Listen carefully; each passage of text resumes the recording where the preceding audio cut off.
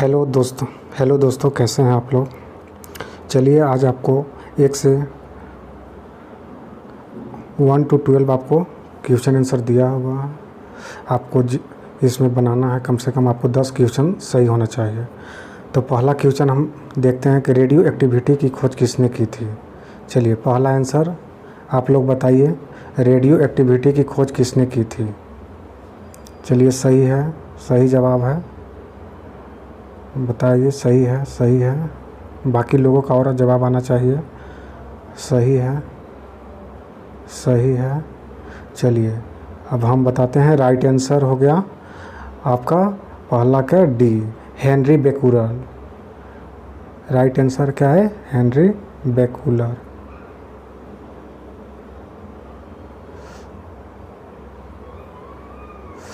Henry बेकुलर है right answer. चलिए अब दूसरा क्वेश्चन, एंटीसेप्टिक सर्जरी का सूत्रपात किसने किया था। दूसरा क्वेश्चन है, एंटीसेप्टिक सर्जरी का सूत्रपात किसने किया था। चलिए बताइए, सही जवाब आ रहा है कुछ बच्चों का, एकदम सही है। चलिए तो राइट आंसर होगा जोसेफ लिस्टर ने। दूसरा का सी आंसर होगा, दूसरा का सी, इसको दूसरा का सी आंसर है। चलिए सही जवाब। 1948 में गठित परमाणु ऊर्जा आयोग के अध्यक्ष कौन थे। 1948 में गठित परमाणु ऊर्जा आयोग के अध्यक्ष कौन थे। चलिए तीसरा के बताइए, तीसरा के आंसर हो जाएगा सी। तीसरा के आंसर हो जाएगा, तीसरा के आंसर हो जाएगा सी, होमी जहांगीर भाभा। चलिए चौथा क्वेश्चन चलिए देखते हैं, E=mc का प्रतिपादन किसने किया था। चौथा का आप लोग जवाब दीजिए, E=mc का प्रतिपादन किसने किया था। तो चौथा का, ये तो सभी लोग आप लोग जानते होंगे, चौथा का आंसर है ए, अल्बर्ट आइंस्टीन। ये तो मोस्टली सभी लड़कों को पता होगा। चलिए अब पांचवा क्वेश्चन पर आते हैं,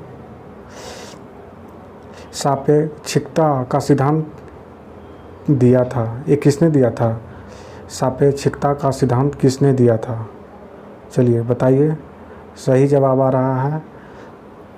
पांचवा ये भी दिए थे आइंस्टीन द्वारा, आइंस्टीन द्वारा ये भी दिया गया था। चलिए अब छठा देखते हैं, भारतीय अंतरिक्ष अनुसंधान संस्था इसरो कहाँ स्थित है। ये तो सभी को पता होगा कि कहाँ है। चलिए नहीं है तो हम बता देते हैं, ये बेंगलोर में स्थित है। सही, बहुत बच्चों को सही जवाब आ रहा है। चलिए आगे चलते हैं, 7वां क्वेश्चन है, चंद्रशेखर बेटेक रमन को नोबेल पुरस्कार कब मिला था। आप एक बार फिर सुन लीजिए, 7वां क्वेश्चन है, चंद्रशेखर बेटेक रमन को नोबेल पुरस्कार कब मिला था। माने चंद्रशेखर बेटेक को नोबेल पुरस्कार कब मिला था। ये आप लोग बता सकते हैं तो बताइए, नहीं तो अब हम बताते हैं। 7वां का आंसर होगा 1930 में इनको मिला था, बी आंसर हुआ 1930 में मिला था इनको। चलिए कोई बात नहीं। चलिए 8वां क्वेश्चन देखिए, सही जवाब आ रहा है बच्चों का। चलिए 8वां क्वेश्चन देखिए, परमाणु के नाभिक की खोज किसने की थी। 8वां, परमाणु के नाभिक की खोज किसने की थी। बहुत अच्छा जवाब सही आ रहा है, बहुत अच्छा जवाब बच्चों।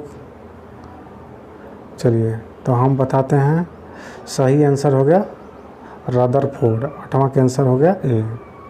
चलिए 9 पर आते हैं,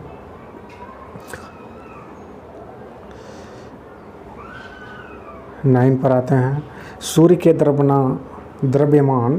द्रव्यमान के 1.4 गुने द्रव्यमान को कहा जाता है। ये तो सभी को पता होना चाहिए कि सूर्य के द्रव्यमान के 1.4 गुने द्रव्यमान को कहा जाता है। चलिए ऑप्शन चूज कीजिए कौन सा होगा। कुछ बच्चों का सही है, बाकी का गलत है। तो चलिए इसका 9वां का आंसर हो जाएगा बी, चंद्रशेखर सीमा बोलते हैं इनको। चलिए 10वां, केस्कोग्राफ नामक यंत्र की खोज किसने की थी? केस्कोग्राफ नामक यंत्र की खोज किसने की थी? बताइए आप लोग सभी। 10वां का आंसर है जगदीश चंद्र बोस। 10वां का आंसर है जगदीश चंद्र बोस। ये बहुत इंपॉर्टेंट क्वेश्चन जो ये पूछा जा रहा है, ये हमेशा पूछा हुआ क्वेश्चन आप लोग को बताया जा रहा है, ये आप लोग दिमाग में रखिएगा। 11वां question, the history of Hindu science किसकी अनुपम कृति है? ये पूछा हुआ है बहुत से एसआई यूपीएसआई में, इस समय बिहार एसआई यूपीएसआई में पूछा हुआ है क्वेश्चन, आप सभी बताएं। The history of Hindu science किसकी अनुपम कृति है? तो 11 का आंसर है मेघनाद साहा का, ये लिखा हुआ the history of Hindu science. चलिए आगे लास्ट क्वेश्चन है आज का टॉपिक का, चेचक के टीके की खोज किसने की थी? ये बहुत इम्पोर्टेंट है चेचक, ये इसको आप VVI कर सकते हैं। चेचक के टीके की खोज किसने की थी? 12वां के आंसर आप लोग बताइए। तो राइट आंसर हो गया 12वां का सी, एडवर्ड जेनर ने किए थे। चलिए आज का इतना ही क्वेश्चन, आगे आप लोग का नया क्वेश्चन आप लोग को फिर अगले टॉपिक में बताया जाएगा। आज इतना ही आप लोग के लिए।